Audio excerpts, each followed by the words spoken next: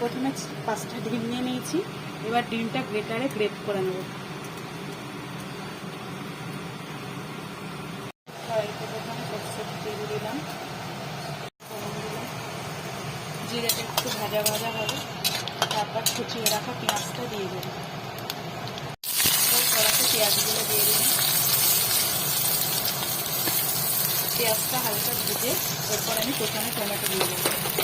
পেঁয়াজটা হালকা ফিনিশিং করে গেলে আমি প্রথমে টমেটো দিয়ে দেবো। পেঁয়াজটা হালকা ভাজা হয়ে গেছে, এবার আমি টমেটোগুলো দিয়ে দিলাম।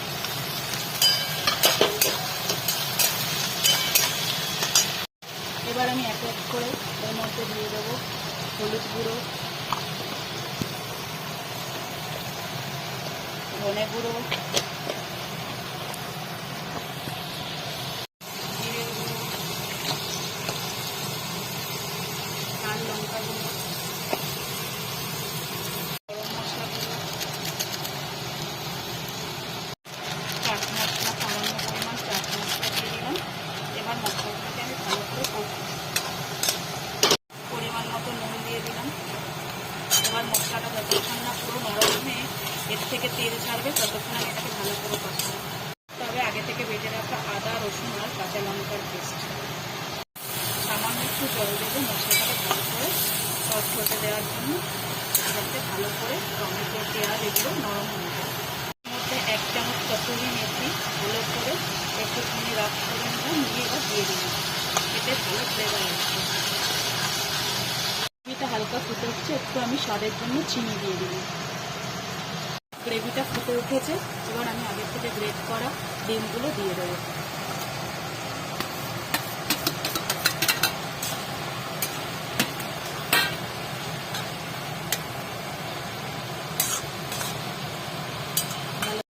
ভালো করে মিক্স করে নিচ্ছি। এরপর আমি অ্যাড করবো আগে থেকে কুচিয়ে রাখা ধনে পাতা, কাঁচা লঙ্কা কুচি।